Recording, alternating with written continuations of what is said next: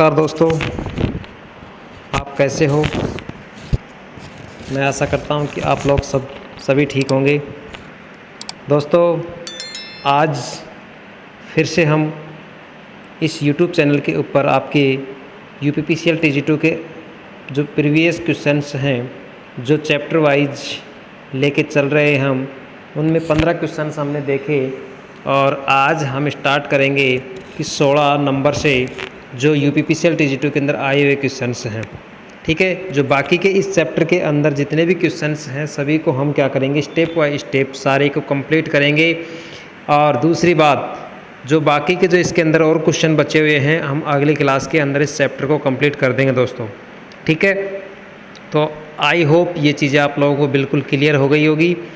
हम इसी प्रकार से सारे के सारे chapter wise step by step objective type questions आप लोगों के सामने पेश करते रहेंगे। आप लोग जुड़े रहिए और आप लोग बने रहिए। ठीक है, अगर आप लोग इस चैनल के ऊपर नए हो तो चैनल को सब्सक्राइब ज़रूर कर लेना दोस्तों, क्योंकि हम इसी प्रकार से सारे के सारे चैप्टर कंप्लीट करवाएंगे और आप लोगों तक पहुंच जाएंगी। ठीक है, और वीडियो को एंड तक ज़रूर देखिए। ठीक है, तो चलते हैं, हम ज़्यादा टाइम को ख़राब ना करते हुए हम वीडियो को स्टार्ट करते हैं। अगर आप लोगों के सामने जो 16 नंबर क्वेश्चन दिख रहा है दोस्तों, इस 16 नंबर क्वेश्चन की मैं बात करता हूँ यहाँ पे। तो जो 16 नंबर क्वेश्चन है, अगर आप लोग पिछली क्लास नहीं देखी है तो आप पिछली क्लास को ज़रूर विजिट करिए, ताकि जो पीछे जो चीज़ें समझाई गई थी वो इस क्लास में आप लोगों को अच्छी तरीके से समझ में आ जाएगी। ठीक है, क्लियर। तो चलते हैं, वीडियो को स्टार्ट करते हैं। तो पहला इस 16 नंबर क्वेश्चन है, इस क्लास का पहला क्वेश्चन की मैं बात कर रहा हूँ। किस नियम के अनुसार प्रत्येक बंद परिपथ में सभी वोल्टतापात का योग शून्य के बराबर होता है। देखिए, जो सॉरी हमारे पास जो नियम होता है, दो नियम बताए गए हैं, जिसमें पहला है KVL का नियम और एक होता है दूसरा KCL का नियम। पढ़ा होगा सबने। KCL का जो नियम होता है वो किस सिद्धांत पे, आवेश संरक्षण के सिद्धांत पे, और जो KVL होता है ऊर्जा संरक्षण के सिद्धांत पे काम करता है। ठीक है, तो बात यहाँ पे इसी प्रकार से है कि यहाँ पे जो नियम सेकंड बताया गया है कि वोल्टतापात की, इसकी बताया गया है वोल्टतापात की। और देख लीजिए UPPCL TG2 के अंदर आया हुआ 2019 का पेपर है। ठीक है, तो ऑप्शन नंबर ए है फैराडे का नियम, किरचॉफ का वोल्टता नियम, कूलाम्ब का नियम और किरचॉफ का धारा का नियम। धारा का नियम जो KCL जिसको हम बोलते हैं, और वोल्टता नियम है वो KVL के नाम से जाना जाता है, फैराडे का नियम और कूलाम्ब का नियम। ठीक है, तो बातें हम यहाँ पे इस प्रकार से करते हैं कि क्योंकि यहाँ पे जो वोल्टता नियम की अगर बात कर रहे हैं, यहाँ पे जो किरचॉफ का जो नियम होता है, किरचॉफ का जो नियम होता है वो यही कहता है कि इस नियम के अनुसार प्रत्येक बंद परिपथ में सभी वोल्टतापात का योग क्या होता है, शून्य होता है। ठीक है, क्योंकि यहाँ पे हमारे पास क्या होता है, sigma E plus sigma I और R बराबर क्या होता है, 0 होता है दोस्तों। ठीक है, तो इसी प्रकार से हम बात करते हैं कि जो किरचॉफ का जो दूसरा नियम कहता है, इसी प्रकार से हम बात कर लेते हैं। लेकिन बात यहाँ पे आती है किरचॉफ की धारा का नियम, क्योंकि यहाँ पे किसी बिंदु पर आने वाली धारा तथा उसी बिंदु से जाने वाली धाराओं के बीजगणितीय योग के शून्य के बराबर होता है। ठीक है, तो ये हमारे पास क्या होता है, किरचॉफ का धारा का नियम होता है। तो आई होप ये चीज़ें आप लोगों को क्लियर हो गई होगी।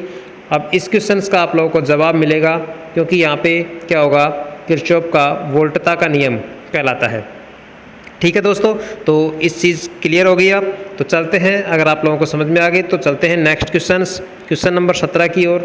क्वेश्चन नंबर 17 कह रहा है 3 माइक्रोफैरड और 6 माइक्रोफैरड धारिता के दो सांधारित्र समांतर में जुड़े हैं, इनकी कुल धारिता क्या होगी। दोस्तों, जो कैपेसिटर होता है उस कैपेसिटर की मैं बात यहाँ पे कर रहा हूँ। ठीक है, लेकिन यहाँ पे सांधारित्र किस क्रम में जुड़े हुए हैं, समांतर क्रम में जुड़े हुए हैं, यानी पैरेलल कॉम्बिनेशन में जुड़े हुए हैं।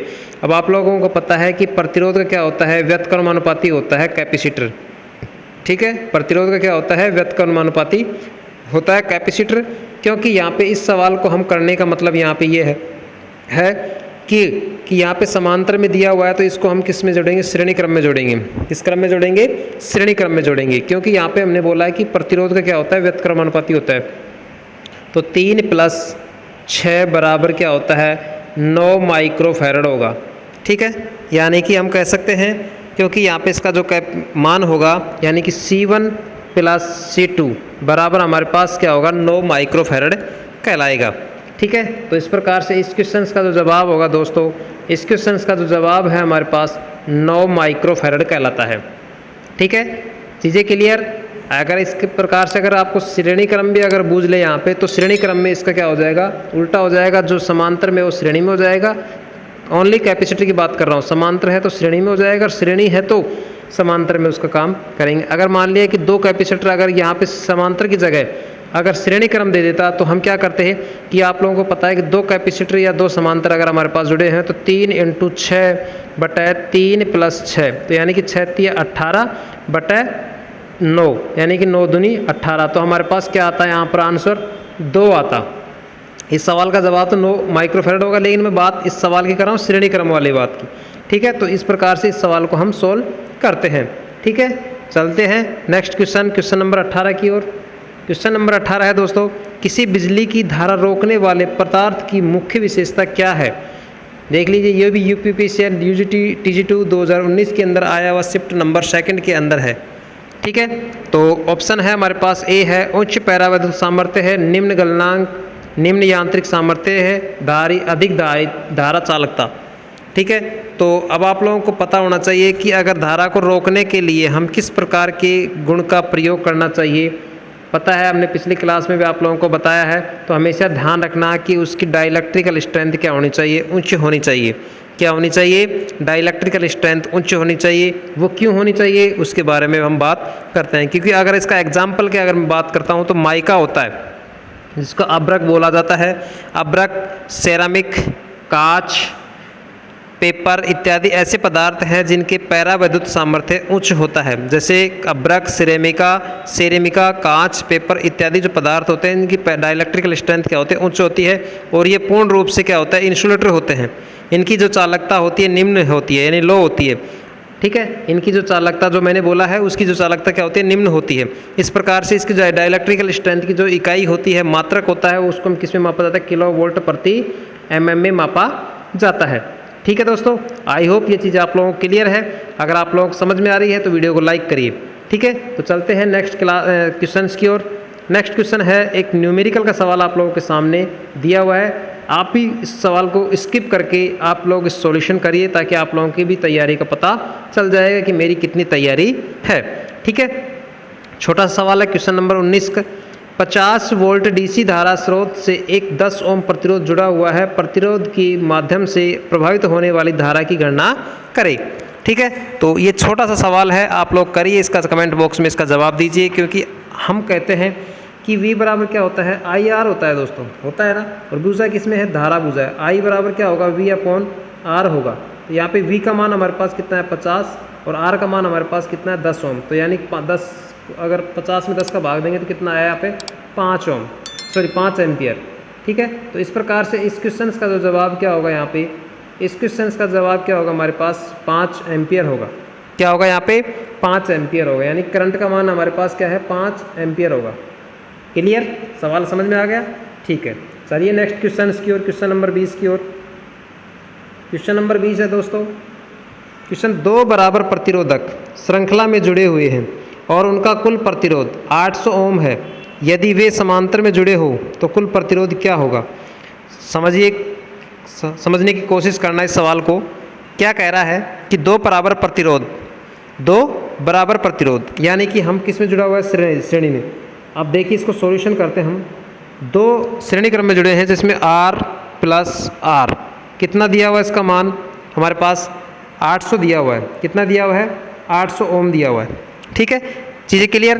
अगर कितने हुए, यहाँ पे 2R हुआ, तो यहाँ पे हमारे पास बराबर क्या हुआ 800, यानी कि R बराबर मान ज्ञात करना है, तो 800/2, यानी कि हमारे पास कितना हुआ 400। यही तो हुआ ना, कितना हुआ 400 ओम हुआ। तो इस क्वेश्चन का तो जवाब क्या होगा, यहाँ पे 400 नहीं होगा, लेकिन हम बात ओनली किसकी की, आगे सवाल और भी है, यानी कि 400 ओम तक क्लियर है। यहाँ पे सभी को समझ में आ गया। अच्छा, चलिए नेक्स्ट हम बात करते हैं इसी के अंदर। अब बात यहाँ पे ये कह रहा है कि यहाँ पे श्रेणी की बात होगी। अब बात हम करते हैं समांतर की।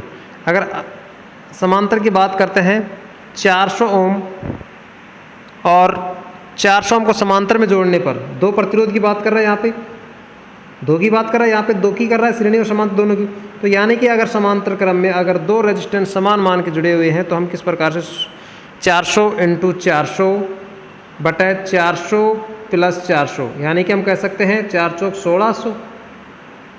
ठीक है, यानी कि 2 जीरो से, अरे इसको ऐसे कर लो, समझने की कोशिश करना। ठीक है, तो देखिए 400 × 400 बटा कितना हुआ यहाँ पे 800, 4 + 400 होगा ना, 2 जीरो से 2 जीरो कट गया, 4 एकम 4, 4 दूनी 8 यानी 200। ठीक है, तो हमारे पास इस क्वेश्चन का जो जवाब क्या होगा दोस्तों, यहाँ पे ऑप्शन नंबर सी होगा, यानी कि 200 ओम होगा। ठीक है, ये सवाल आप लोगों को समझ में आ गया होगा, क्योंकि यहाँ पे पहले किसका करना है, श्रेणी क्रम का बात करना है, और उसके बाद में उसी का जो निकला हुआ आंसर है उसके बाद में हम किसका करेंगे, पैरेलल कॉम्बिनेशन का करेंगे। ठीक है, तो इस प्रकार से इस सवाल किसी भी टाइप का आ जाए तो आप लोग सवाल को करना ना भूलें, गलती ना करें। ठीक है दोस्तों, तो चलते हैं, ये चीज़ें क्लियर है, तो अगर क्लियर है तो आप लोग वीडियो को लाइक करें। ठीक है, चलिए नेक्स्ट नंबर, क्वेश्चन नंबर 21 की ओर। इलेक्ट्रिशियन जो टिन, जो सोल्डर में टिन और शीशे का जो प्रतिशत होता है, ठीक है, जो टाँके हैं दोस्तों, यहाँ पे क्या है, टाँके हैं, टाँके सोल्डर में, जैसे कोई भी इलेक्ट्रिशियन होता है उसको सोल्डर करते हैं, टाँका लगाते हैं, तो टिन और शीशे का जो प्रतिशत होता है वो कितना होता है, इसका मतलब यहाँ पे ये है। ठीक है, ऑप्शन दिया है 50-50%, 65 और 35%, 60 और 40%, ठीक है, 80 और 20%। आई होप ये चीज़ें क्लियर हो गई होगी आपको। टिन और शीशे की जो मात्रा होती है वो कितनी होती है, आपको पता है 60 और 40% होती है। कितनी होती है, 60 और 40% होती है। और एक चीज़ मैं बता देता हूँ आपको, जो मुलायम सॉफ्ट सोल्डर होता है उसका जो गलनांक होता है, मुलायम सोल्डर होता है, और एक होता है हमारे पास कठोर सोल्डर होता है, यानी कि सॉलिड होता है, हार्ड जिसको हम बोलते हैं, हार्ड सोल्डर होता है। ठीक है, तो ये चीज़ें हैं आप लोगों को क्लियर। अब इस सवाल का जवाब हमारे पास क्या होगा, 60 और 40% होता है। ठीक है, चलिए नेक्स्ट क्वेश्चन की ओर। क्वेश्चन नंबर 22 है, किसी कुंडली का कुंडलन प्रतिरोध निम्नलिखित द्वारा बढ़ाया जा सकता है। अब ध्यान यहाँ देना कि अगर कोई भी कुंडली हमारे पास है, कुंडलन, उसका रेजिस्टेंस बढ़ाने के लिए हम किस प्रकार से कार्य कर सकते हैं। ठीक है, 2016 के अंदर आया हुआ क्वेश्चन है दोस्तों। ठीक है, तो इस प्रकार से इस क्वेश्चन का जो जवाब हमारे पास क्या होगा बताइए। अगर ऑप्शन देख के ही हम इसका सॉल्यूशन कर सकते हैं। फेरों की संख्या बढ़ाकर, टर्नों की संख्या बढ़ाकर, पतले तार का प्रयोग करके, फेरों की संख्या बढ़ाकर या पतले तार का प्रयोग करके, ठीक है, और क्रोड सामग्री को बदलकर। ठीक है, तो देखिए अगर हम बात यहाँ पे करते हैं, कोई भी तार हमारे पास है, रेजिस्टेंस है, ठीक है, ये तार है, तो अगर इसकी मैं लंबाई बढ़ाऊंगा, पतले तार की लंबाई अगर बढ़ाता हूं तो इसका रेजिस्टेंस जितना है उसका 2 गुना हो जाएगा। तो यानी कि इसका जितना तार की लंबाई बढ़ाएंगे उतना ही उसका रेजिस्टेंस भी क्या होगा, बढ़ेगा। लेकिन हम बात किसकी कर रहे हैं यहाँ पे, पतले तार की। पतले तार की अगर लंबाई को हम बढ़ाते हैं तो उसका रेजिस्टेंस का मान भी क्या होता है, बढ़ता है।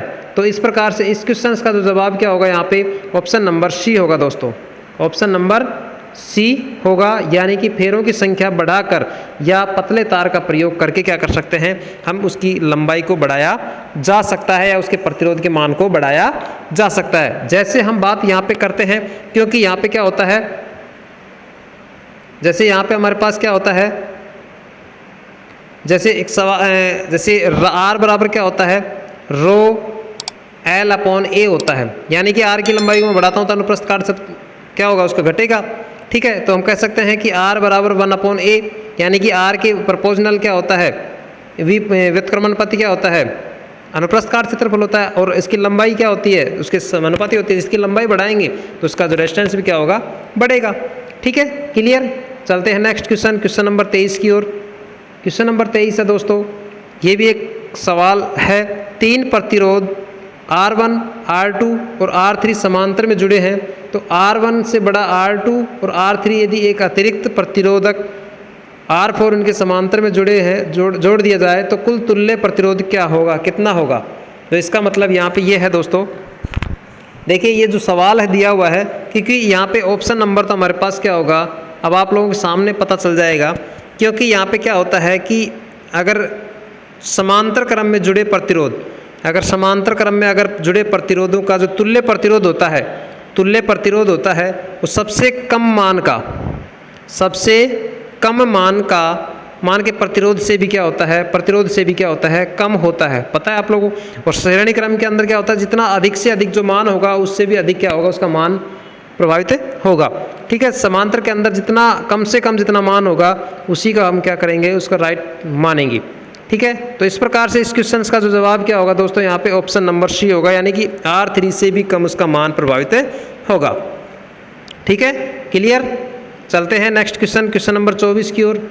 अब ये है कलर कोडिंग वाला सवाल आपके सामने है, और आप लोग की टेबल आप लोगों को याद आ जानी चाहिए कि टेबल के अंदर किस प्रकार से काम करता है। ठीक है, एक प्रतिरोध में रंगों के बैंड का क्रम ब्राउन, काला और हरा और सुनहरा प्रतिरोध का मान कितना होगा। यूपीपीसीएल 2015 का आया हुआ क्वेश्चन है दोस्तों, क्योंकि जो कलर कोडिंग वाला जो सवाल होता है वो आप लोगों को अच्छे तरीके से आना चाहिए। आप लोग सबसे पहले इस चीज़ का मैं एक सूत्र आपको बताता हूँ कि R बराबर क्या होता है, A इंटू बी गुणा 10 की power C plus minus tolerance, यही होता है ना इसका सूत्र। अब आपको पता होना चाहिए। ठीक है, अब ये सूत्र याद कर लीजिए और अब इसको हम सॉल्यूशन करते हैं। सबसे पहले जो उसका कलर है हमारे पास क्या, ब्राउन, तो हमारे पास जो टेबल होती है B Roy Great Britain very good wife GS number, यही होता है ना। 0 1 2 3 4 5 6 7 8 9 और ये हमारे पास क्या है, इसका टॉलरेंस होगा। ठीक है, तो हम बात यहाँ पे ब्राउन की करते हैं। ब्राउन का हमारे पास सबसे पहले है ये वाला 2 नंबर का भूरा जिसके में होता है। ठीक है, तो एक आ गया, सवाल को सॉल्यूशन करना, 1 हो गया। अब दूसरा दिया हुआ है हमारे पास काला, तो काला हमारे पास क्या है, 0, 1 नंबर पे है तो 0 हो गया, 0 से स्टार्ट किया। अब क्या हो गया, गुणा, ये गुणा का निशान लगाया था, AB इंटू बी 10 की पावर C, ये लगाया था ना। तो अब बात तीसरे कलर की, हमारे पास हरा यानी कि ग्रीन हमारे पास कितने नंबर पे है, 1 0 1 2 3 4 5 नंबर पे है ना। ग्रीन 0 1 2 3 4 5 10 की पावर 5 प्लस माइनस लगेगा। उसके बाद टॉलरेंस है किसका है, सुनहरा का मतलब क्या है, गोल्डन हमारे पास क्या होता है प्लस माइनस 5%। चांदी हमारे पास क्या होते हैं प्लस माइनस 10%। नो कलर हमारे पास क्या होता है 20%। ठीक है, तो हमारे पास इस क्वेश्चन का जो सॉल्यूशन हमारे पास है 10 इंटू 10 की पावर 5 प्लस माइनस 5%। तो ऑप्शन में दिया हुआ है, किलो में दिया हुआ है, ये नहीं आएगा। 1000 ये नहीं आएगा, 1 किलो ये भी नहीं आएगा, क्योंकि अब बात यहाँ पे है ये प्लस माइनस है नहीं है, वैसे नहीं आएगा। प्लस माइनस ये लगता है कि यानी कि हमारे पास कितने 6 जीरो होगी ना, कितने होगी यहाँ पे 6 जीरो। तो हम कह सकते हैं यहाँ पे हमारे पास 6 जीरो आई है, तो हमारे पास ये सवाल था प्लस माइनस 5%। तो यहाँ की हम 1 मिलियन ओम प्लस माइनस 5%। तो हमारे पास इस क्वेश्चन का जो जवाब क्या होगा, ऑप्शन नंबर डी होगा दोस्तों। ठीक है, पूरा सवाल हम आप लोगों को सॉल्यूशन कर दिया है। आप लोग चीज़ें क्लियर समझ में आ गई। अगर कोई चीज़ समझ में नहीं आई है तो वीडियो को स्किप करके उस चीज़ को समझने की कोशिश करना। इसी प्रकार से अगर कोई किसी प्रकार का अगर सवाल आपके सामने आता है तो आप लोग उसको करना ना भूले। ठीक है, आप लोगों को ट्रिक याद होनी चाहिए। ठीक है, तो इसी प्रकार से इस क्वेश्चन का जवाब होगा। ठीक है, चलते हैं नेक्स्ट क्वेश्चन की ओर। नेक्स्ट क्वेश्चन आपके सामने है 25 नंबर। 2 प्रतिरोध R1 R2 विद्युत स्रोत से समांतर जुड़े हैं, तो R1 का मान R2 से 4 गुना है। R1 में कितने विद्युत धारा प्रवाहित होगी। ठीक है, यूपीपीसीएल 2015 के अंदर आया हुआ क्वेश्चन है दोस्तों। ठीक है, तो अब देखो ऑप्शन है हमारे पास R2 का 1/5वां भाग, R2 से 4 गुना, R2 के बराबर R2 की 1/4। ठीक है, तो अब इसको सॉल्यूशन करते हैं हम। इसका सॉल्यूशन करने का एक फॉर्मूला हमारे पास है कि जैसे हमारे पास क्या होता है R1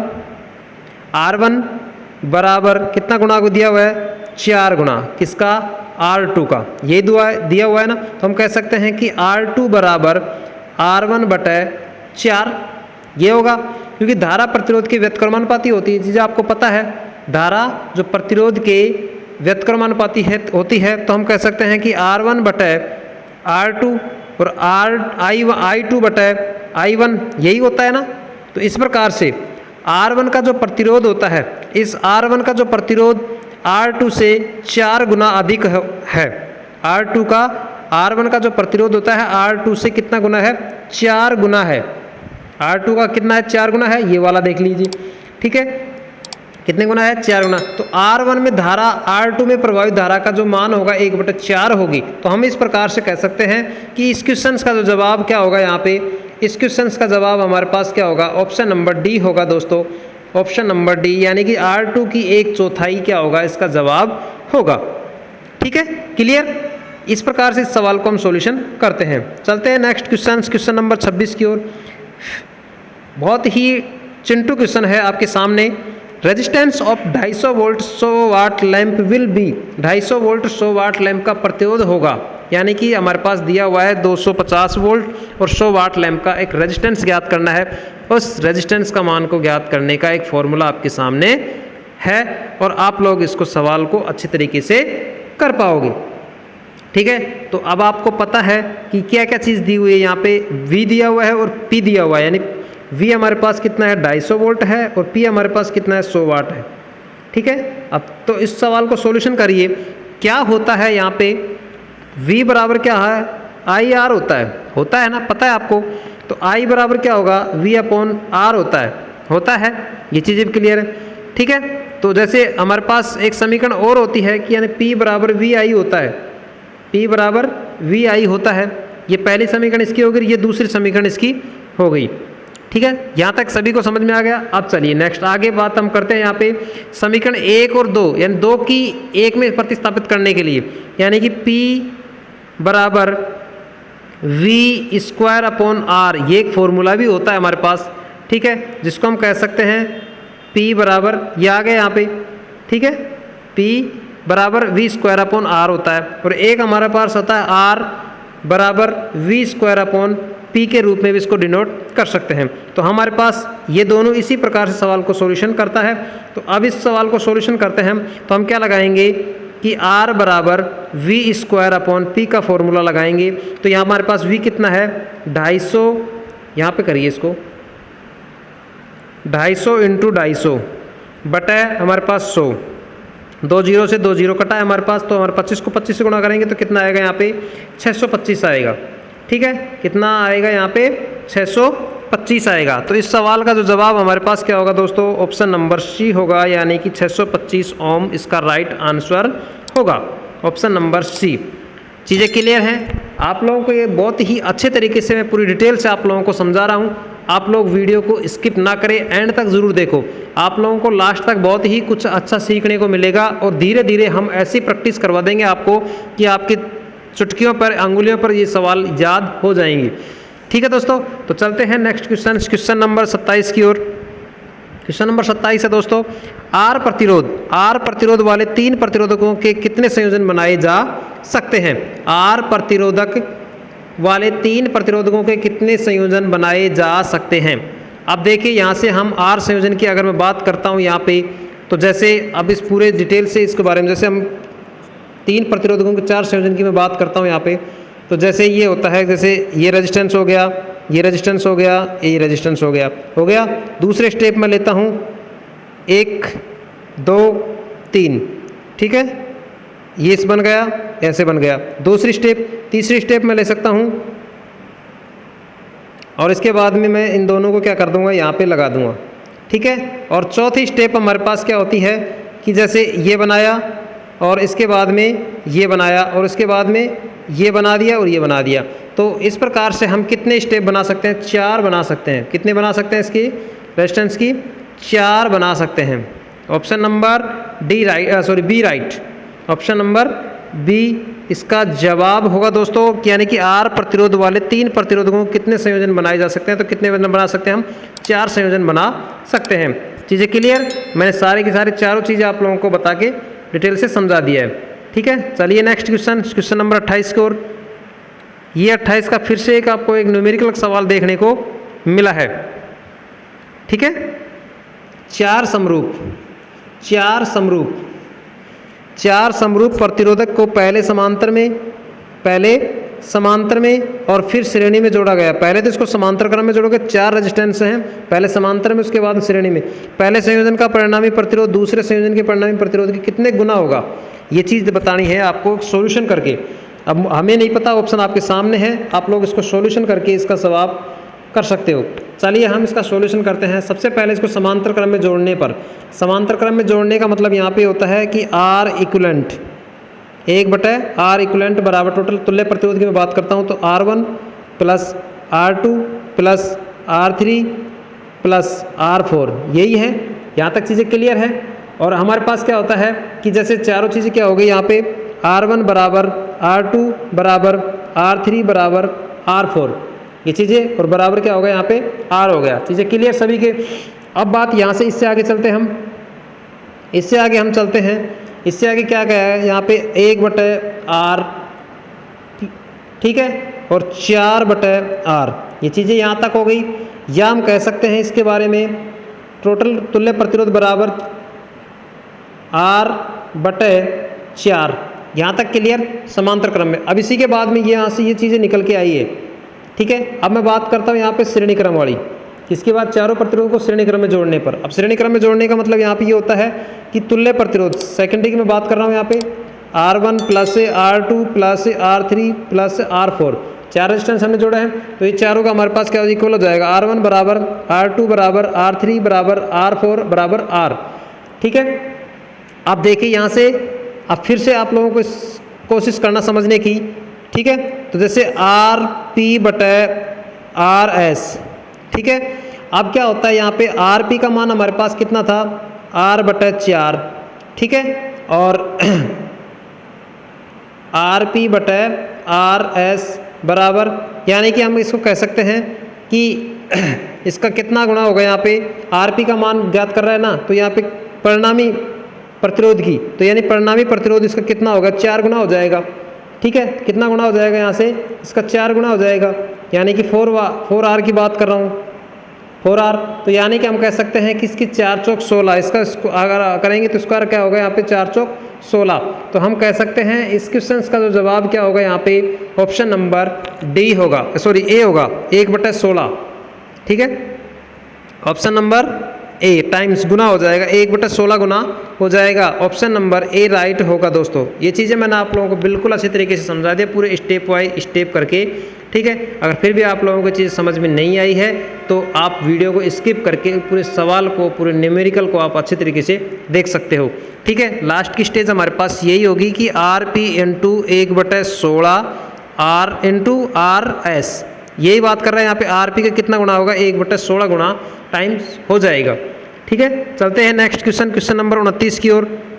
क्वेश्चन नंबर 29 है 3 ओम प्रतिरोधक को एक त्रिभुज के रूप में जोड़ा गया है, किन्हीं दो कोनों के बीच प्रतिरोध क्या होगा, तीनों कोनों के बीच में क्या होगा, ठीक है। तो अब देखिए यहाँ से सबसे पहले मैं बात करता हूँ कि 3 ओम की बात करा यहाँ पे, और किस क्रम में जोड़ा गया है, त्रिभुज के रूप में जोड़ा गया है, ठीक है। अब देखिए मैं एक थोड़ा त्रिभुज बना देता हूँ। ये रेजिस्टेंस हमारे पास है, ये रेजिस्टेंस है, ये 3 ओम का, ये भी 3 ओम का, और ये भी 3 ओम का, चीज़ें क्लियर है। अब बात यहाँ पे ये दोनों किस में हो गई, यहाँ से लेकर यहाँ तक श्रेणी में हो गई, ये इसका समांतर हो गया, ठीक है। अब देखिए यहाँ से मैं बात करता हूँ, यहाँ पे सबसे पहले R बराबर 3 ओम प्लस 3 ओम बराबर कितना हुआ है, 6 ओम हो गया, चीज़ें क्लियर।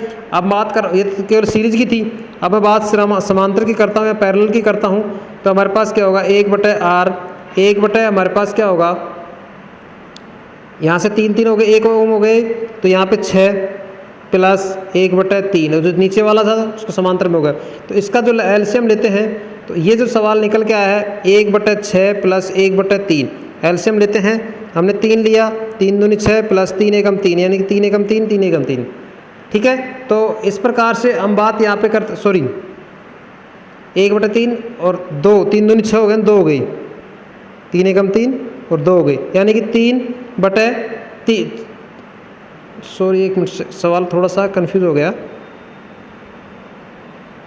देखिए यहाँ से 3 आया है, 3 आया, तो एलसीएम हमने 6 ले लेते हैं, चलो कोई बात नहीं, 6 एकम 6, 6 3 दूनी 6, तो यानी कि 3/6, 3 एकम 3, 3 दूनी 6, तो ये हमारे पास क्या होगा, यहाँ पे 2 ओम होगा, इसका क्या होगा यहाँ पे 2 ओम होगा। चीज़ें क्लियर? तो इस प्रकार से इस क्वेश्चन का जो जवाब क्या होगा यहाँ पे 2 ओम होगा इसका right answer. 2 ohm option number C right होगा। ठीक है, सी राइट होगा इसका आंसर। ठीक है, चलिए नेक्स्ट क्वेश्चन की ओर। नेक्स्ट क्वेश्चन है इस सेशन का लास्ट क्वेश्चन है दोस्तों, और आपके सामने है solder is in alloy of. Solders निम्नलिखित की एक मिश्र धातु है, जो यूपीपीसीएलटी 2016 के अंदर आया हुआ क्वेश्चन है। ऑप्शन है टिन और लेड, टिन और एंटीमनी, लेड और कॉपर, टिन और कॉपर। आप फटाफट इस क्वेश्चन का जवाब दीजिए दोस्तों, और आप लोग इसका जवाब हमारे कमेंट बॉक्स में चाहिए इसको। ठीक है, अगर आप लोगों को वीडियो सबसे ज़्यादा क्लियर हो रहा है तो आप लोग वीडियो को लाइक करना ना भूलें।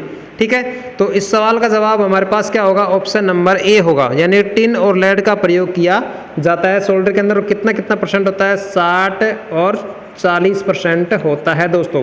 ये पहला ही क्वेश्चन आया हुआ था। इस प्रकार से इस क्वेश्चन का जवाब क्या होगा? हमारे पास 60 और 40 का प्रयोग किया जाता है। ठीक है, तो चलते हैं आगे क्या लिखा हुआ है। आगे हमारे पास है यूट्यूब चैनल हमारा है इलेक्ट्रीशियन थ्योरी टू प्रैक्टिकल। ठीक है, और आप इस चैनल के ऊपर यानी इस यूट्यूब चैनल के ऊपर जाकर क्या कर सकते हो? आप डायरेक्ट अपनी पूरी क्लास यानी पूरी पीडीएफ, ठीक है, पूरी क्लास यानी कि थ्योरी प्लस प्रैक्टिकल दोनों चीज़ें, ठीक है, और ऑब्जेक्टिव टाइप यूपीपीसीएलटी जो सीरीज चल रही है उसकी सारी प्लेलिस्ट में जाकर आप अपनी पूरी क्लास को कंप्लीट कर सकते हो। और इसका यूट्यूब चैनल का ये लिंक हमारे पास है, और ये टेलीग्राम का लिंक है दोस्तों। ठीक है, तो आप लोग दोनों चीज़ें क्या कर सकते हैं? टेलीग्राम लिंक हमारे पास ये है, और सभी पर्सनल पीडीएफ की जो टेलीग्राम चैनल के उपलब्ध करा दी जाएगी। ठीक है, तो आप लोग ज़्यादा से ज़्यादा वीडियो को शेयर करिए। ठीक है, और आप वीडियो को लाइक करना ना भूलें। ठीक है, और आप बने रहिए हमारे यार दोस्तों के साथ, और इसी प्रकार से हम पूरी क्लास को या पूरी चैप्टर वाइज इसको कंप्लीट करेंगे। ठीक है दोस्तों, क्योंकि आपकी जो लाइक है वो हमारे लिए बहुत ही मोटिवेशन बनती है, क्योंकि हम बहुत ही मेहनत से आप लोगों को वीडियो प्रोवाइड करवा रहे हैं। बहुत मेहनत लगता है इनको बनाने में और इसकी क्लास शूट करने में। ठीक है, तो आज की इस क्लास को हम यहीं समाप्त करते हैं। धन्यवाद।